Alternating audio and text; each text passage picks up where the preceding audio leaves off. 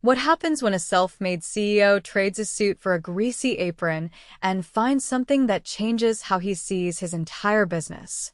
Kellan Hargrove stood in front of the mirror in a cheap motel room just outside of Phoenix, Arizona, checking the fit of his fake beard. It was scratchy and hot, but it made him look older, rougher, unrecognizable.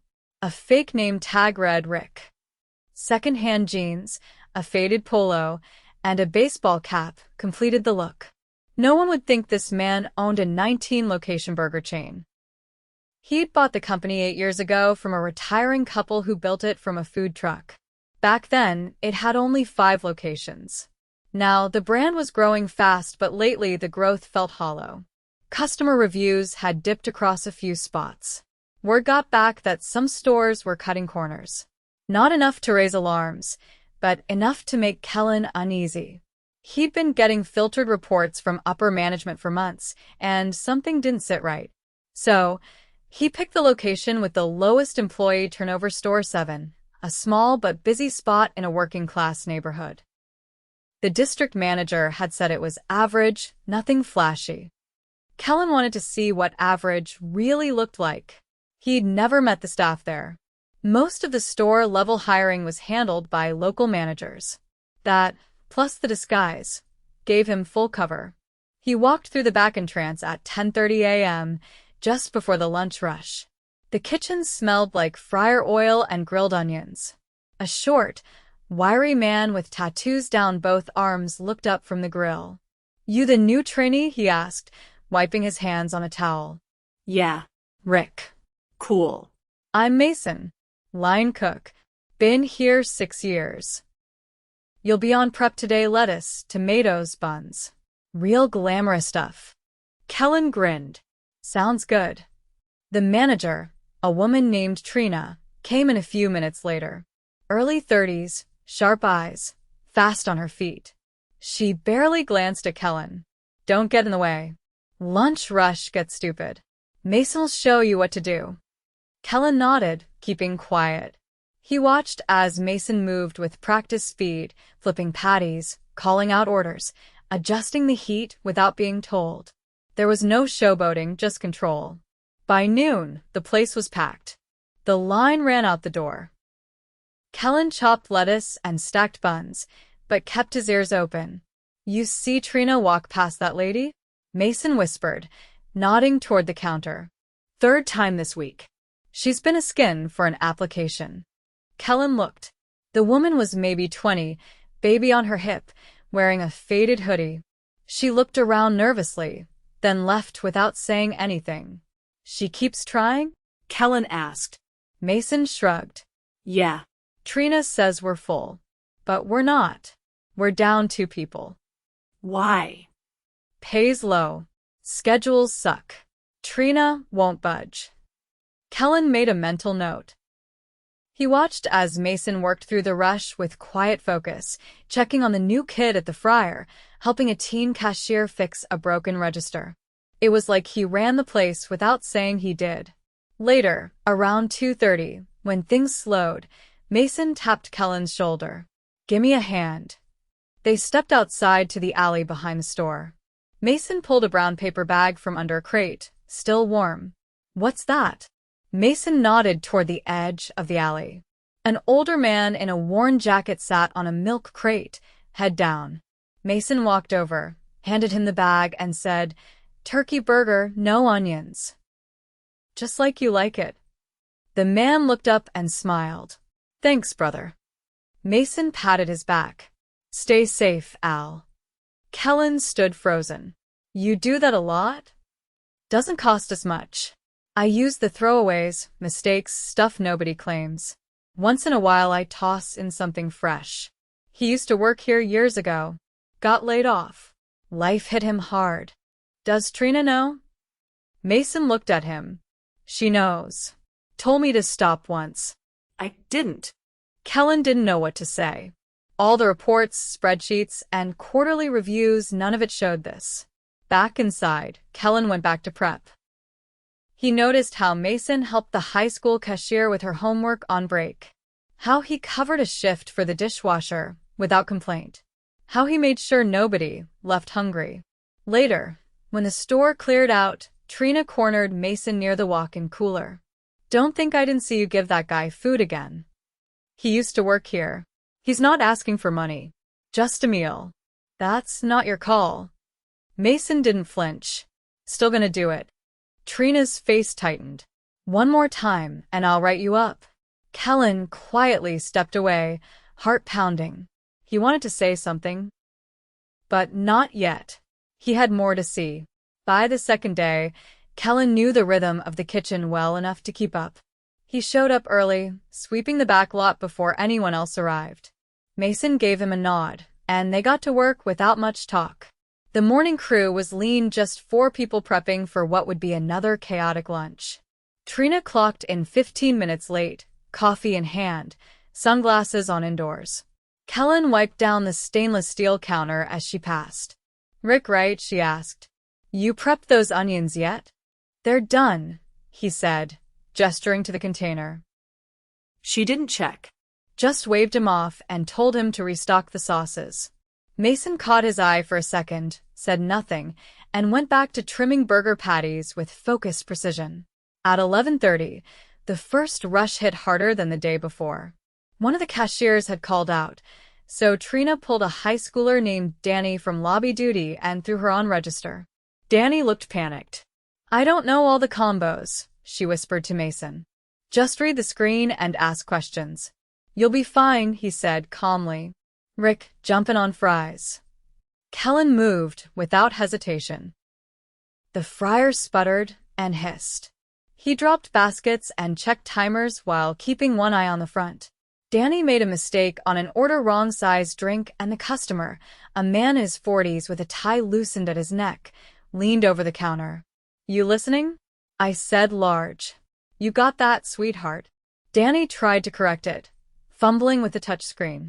Come on, it's not brain surgery. What are they teaching kids now? Kellan stepped closer. Mason reached the counter first. She's handling it, he said, voice low but firm. The man raised his eyebrows. You work here, or are you her bodyguard? I work here. And if you've got a problem, I can fix it or I can refund it. The man muttered something under his breath and backed off. Danny gave Mason a grateful look and kept going. Kellan refilled the fry tray and didn't speak until they were both back in the kitchen. That happen a lot? Not always that bad, Mason said. But yeah. People think you can say anything to someone making $10 an hour. Kellan didn't respond. He didn't need to. The noise of the kitchen filled the silence. At 3, after the rush died down, Trina called Kellan into the walk-in for a quick chat. She leaned against a box of frozen onion rings with her arms crossed. You were on fries today, right? She asked. Yeah. Mason told me to jump in when Danny got pulled up front. I didn't assign you to that station. I thought it was short-staffed. Just trying to help. She leaned in slightly. This isn't a free-for-all. We follow structure. Mason thinks he runs the place, but he doesn't. Ido. Kellan kept his expression neutral. Understood.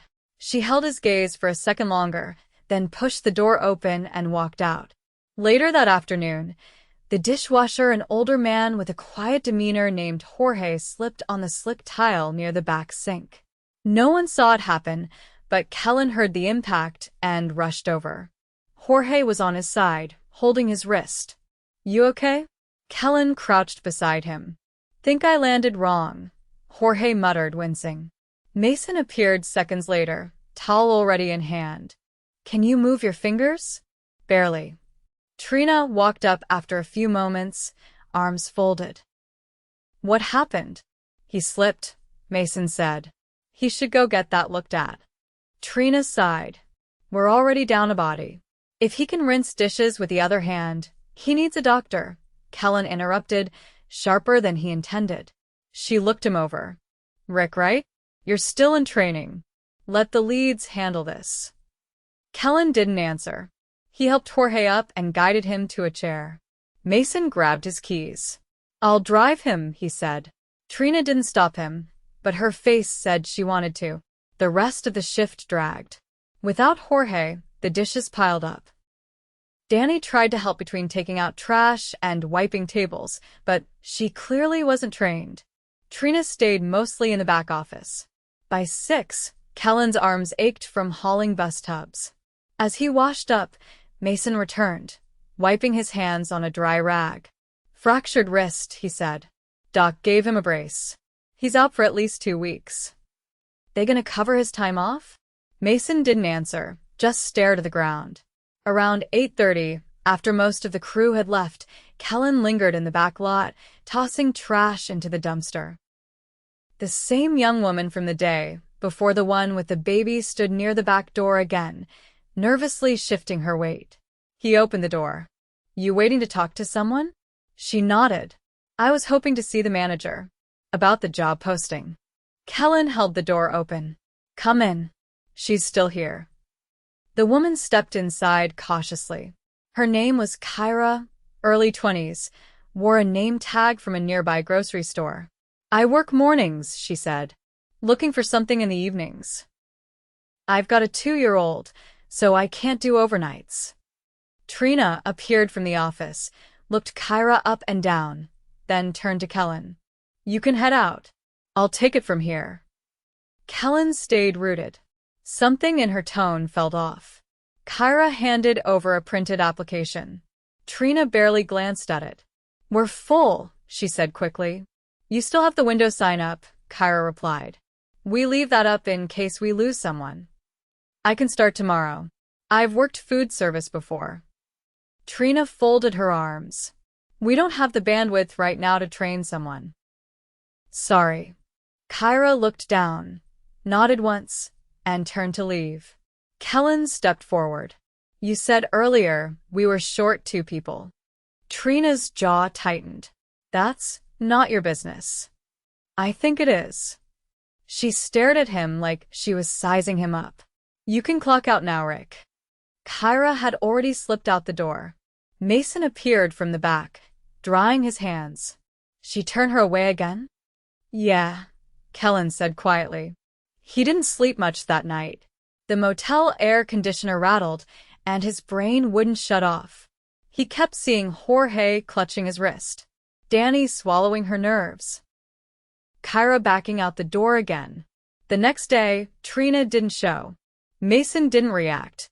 He just took over the morning checklist and assigned tasks without hesitation. The team followed him without question. During lunch, Kellan pulled Mason aside near the ice machine. "You ever think about managing this place?" Mason blinked. "I've been offered it before. Turned it down." Why? He looked out toward the lobby. "I like being where I can help. Don't need the title. Don't trust who hands them out." Kellan nodded slowly. "That might change." Mason gave a quiet laugh. "Yeah? You planning to buy the joint?" Kellan didn't answer, just smiled, and went back to work. That night, Kellan made a call. Not to HR. Not to the district office. He called his COO, explained everything he'd seen, and told him to clear his schedule. They had work to do. Kellan arrived at Store 7 before sunrise. He stood beneath the flickering parking lot light, wearing the same dusty baseball cap and hoodie that had kept him anonymous for the last few days. But this morning was different. This morning, he wasn't walking through the back door with a prep list and a fake name. His COO, Marlene, pulled up in a rental and stepped out, briefcase in hand. She kept her hair tied back and wore a dark blazer over jeans, business casual, but unmistakably authoritative. "You're sure?" she asked him quietly. "I've seen enough." They didn't enter through the back. They walked through the front door together at 6:45, just before the breakfast prep began. Inside, Mason was already at the grill, sleeves rolled up.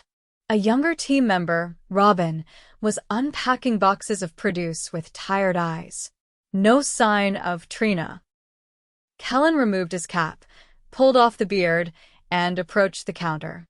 Mason looked up, spatula in hand, and froze. His mouth opened slightly, but he didn't say anything. Kellan gave a small nod. "Morning, Mason." Robin whispered something under her breath and backed toward the storage room. Mason set the spatula down. So, Rick wasn't real. No, he wasn't. Robin peeked out again, eyes wide. Mason turned toward her. It's all right, he said gently. Keep doing what you're doing. Kellan stepped around the counter. I'm Kellan Hargrove. I own this company. Or at least I thought I did. Until this week showed me I've been far removed from how things actually run. The sound of the walk-in door closing echoed through the kitchen. Trina had just arrived. She walked out, still pulling on her store-issued jacket, when she saw them. What's going on? Kellan met her eyes. We need to talk. right now. In the office. Trina glanced from Kellan to Marlene, then to Mason, who had gone back to chopping onions without saying a word. She followed them into the office with a forced laugh. Okay. Sure. You're the boss. The moment the door shut, Kellan's tone shifted. I've spent the last 3 days working this store under a false name. I watched how you run things. I saw how you treat your crew. I saw how you turned away applicants without cause. I saw how you handled an injured employee. And I saw how you dismissed serious concerns from your team. Trina leaned back in the chair, crossing her arms. They complain. That's what they do. You can't appease everyone. No. But you can treat people with basic decency. And you didn't. She scoffed. You think you understand this store after 3 days? I've been dealing with these people for 2 years. You don't know the half of it. Marlene stepped forward. You falsified scheduling shortages to avoid hiring. You refused to report a workplace injury. You ignored at least 3 applicants without reviewing their qualifications. You created a hostile environment. Trina shrugged. It's a fast food joint. You want white glove treatment, go to a hotel. Kellan's jaw clenched. We're done here. She stared at him. You're firing me? This isn't a discussion. Trina stood, face flushed. You can't just walk in here, and I just did. And for the record, Mason's been running this store. Not you. She grabbed her jacket off the chair and stormed out without another word. Kellan waited until the door shut behind her before turning back to Marlene. Get HR involved. Make sure Jorge gets his workers' comp benefits. Back pay, if needed. I want a full review of hiring procedures at every store in this district. Marlene nodded and stepped out. Kellan walked into the kitchen, where Mason was still working, calm as ever. I'm sorry, Kellan said quietly. Mason looked up. For what? For letting it get this far. Mason wiped his hands on a towel. I'm used to it. You shouldn't be. Kellan paused, scanning the room. Robin was now at the sink, scrubbing pans in silence. I'd like you to take over this location, Kellan said. Mason shook his head slowly. I meant what I said. I don't need a title. You won't be a paper manager. You'll have the authority to run this place the way it should be run. Better pay. Better staffing. Real support. Mason didn't respond right away. There's someone who's come by a few times asking for work, Mason said finally. Young mom. You saw her too? Kellan nodded. I want her hired. Not as a favor. She deserves a shot. We'll make sure she gets one. Kellan spent the rest of the morning in the back office, reviewing files with Marlene and reaching out to HR. By lunchtime, a regional support manager had arrived to help stabilize the team. They brought in a relief cook from a nearby store to cover the next few days. Later that afternoon, Kellan sat outside at one of the patio tables, watching customers filter in and out. Mason joined him, carrying 2 paper cups of drip coffee. I don't usually sit down during shift hours, Mason said. Consider this a new policy. Mason took a sip. You gonna go undercover at the other stores now? Not in disguise. But I won't be sitting behind a desk sending memos anymore. He looked out at the street beyond the parking lot. I started this company because I believed in what it could be, not just burgers and fries. A place where people could grow, where hard work mattered. You still believe that? I do. But I forgot how easy it is to lose sight of it. Kellan stood and walked inside. The store felt different already. Not fixed, but breathing. He watched Robin train a new dishwasher who'd just arrived. Danny was manning the register with more confidence. Kyra stepped through the front door, looking uncertain. Mason turned from the grill. You came back. I got a message, said the manager changed. Kellan smiled. That's right. And you're officially hired if you're still interested. She blinked. Seriously? Orientation starts tomorrow. Mason will train you. Kyra looked over to Mason, who gave her a short nod. She let out a breath, half laugh, half relief. As the day wound down, Kellan stepped into the back office one last time. He sat at the desk where Trina once ruled with indifference. He didn't belong there either, not permanently, but he wanted to feel what it was like just for a moment. He pulled out a notebook and wrote down one line. Listen before the numbers speak. Then he closed the book, stood up, and left the office door open behind him. 2 weeks had passed since Kellan's visit to Store 7. Long days. Longer nights. Not for appearances, but to follow through. On a gray Monday morning, he returned this time through the front door, in his own skin, with nothing to hide. The lobby looked cleaner, brighter, though nothing had physically changed. The energy was different. Robin was behind the counter, not rushing, just steady. A man in his 50s was wiping down tables. Kellan watched him for a moment, then walked up. You Jorge's brother? The man looked up. Cousin. I'm filling in while he heals. Said the place treated him right. Figured I'd help out. Kellan nodded. Glad you're here. In the kitchen, Mason was at the flat top, sleeves rolled up, humming something low and bluesy. A clipboard rested nearby, half covered in handwritten notes. Every station had someone posted. Still lean, but functional. Kellan walked in. Morning, he said. Mason didn't look up. You here to inspect or to eat? Both. Mason glanced over. Well, we're out of flattery, but I can get you a decent breakfast sandwich. Kellan leaned against the counter. I've been going through every store in the region. Quiet visits. No disguises. Just listening. Brave move. You get yelled at yet? Twice. Once for changing the coffee brand. Once because someone thought I was a health inspector. Mason chuckled under his breath and passed a plate down the line. Eat that before it gets cold. Kellan sat on the metal stool near the prep table and took a bite. Kyra's starting to get the hang of the mid-shift rush. She's fast. She's sharp. Just needed someone to stop dismissing her. She told me she's hoping to go back to school next year. Night classes. She'll manage. She's got grit. Kellan nodded, watching as Danny trained a new hire how to restock sauces. The teenager who'd once frozen at the register now moved with quiet confidence. I've been thinking about something, Kellan said. We've always pushed speed and consistency, but we never built in space for humanity. No budget line for compassion. Hard thing to measure, Mason said, wiping his hands. Harder to ignore after seeing what it costs us, Kellan replied. He took another bite, then pushed the plate aside. I'm starting a pilot program.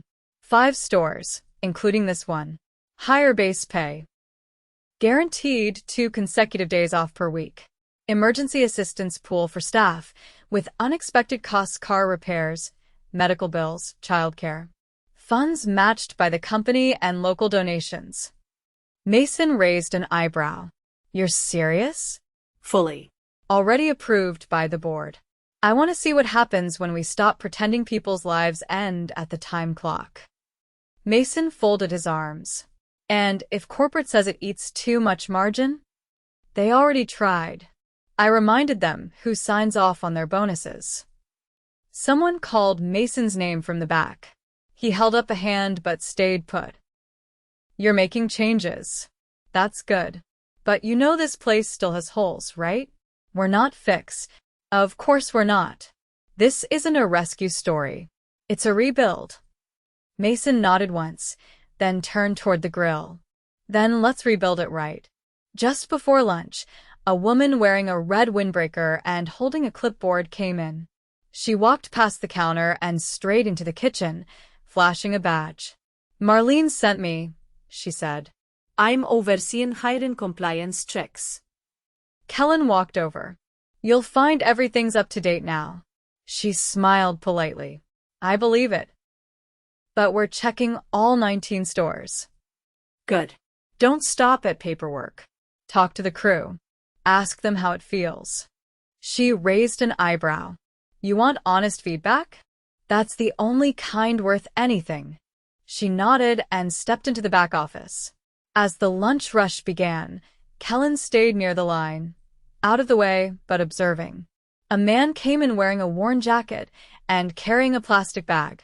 He stood by the counter, hesitant. Mason turned, saw him, and tapped the nearest runner. "Take this to Al, fresh. No onions." The young staffer didn't hesitate, walked it straight out. Kellan leaned over. "That wasn't a mistake burger." "Nope. I made it just for him." "You know we're covering that now, right? Community meal credits. Part of the new budget." Mason looked over. "Still gonna do it my way. Feels better." By early afternoon, the store settled into a rhythm. The new hire at the fryer handled the station without panic. Robin coordinated prep like she'd been doing it for years. Kyra managed the lobby and restocks while keeping one eye on her phone, glancing at it only once every hour, just long enough to check that her child's daycare hadn't called. Kellan stepped into the office and reviewed the recent numbers. They were modest. Not a spike, but no drop either. Stability, even with the increased wages. He heard a knock. Marlene stepped in, holding a folder. "Exit interview from Trina's replacement process. Thought you'd want to see it." He opened it. Inside was a note from a candidate who had declined the offer. "She said she applied before, months ago," Marlene explained. "Was turned down without a call back. Now says she doesn't trust the leadership here." Kellan closed the folder. "We earned that. We can fix that too." He looked up. "How's the other stores?" "Mixed. Some were better than expected. A few worse. Found another location where a manager was ghosting applicants based on last names." Kellan's expression darkened. "Handled? Same day. Immediate release. We've got a new internal flag system. Applicant data patterns, location, hiring inconsistencies. It'll trigger a review automatically." Good. No more waiting for someone to speak up. Marlene nodded and left. By 5, the shift change started. Robin clocked out and handed off to a new evening lead. Mason stepped out back to take a short break, sitting on an overturned crate with a thermos. Kellan joined him. "You ever think about training district leads?" Kellan asked. Mason didn't respond right away. "That's not a desk job. Not unless you make it one. I'd need time. Don't want to ditch this crew midstream. You'd mentor your replacement first. Someone who understands what this place means." Mason took a slow sip. "I'll think about it." Kellan stood.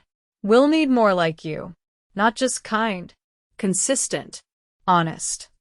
Mason gave a half shrug. "I just try not to make things worse." "You do better than that." Before leaving, Kellan walked through the dining area. A couple of teenagers were studying at a corner table. One of them wore a work shirt from another location. On break. Still chose to be here. He stepped outside, the evening sun casting long shadows across the lot. He didn't feel proud. Not yet. But he felt present. Accountable. And for the first time in a long while, the company felt like his again. Not because his name was on the papers, but because he could finally stand in one of his own stores and see it clearly, fully for what it really was, and what it could still become.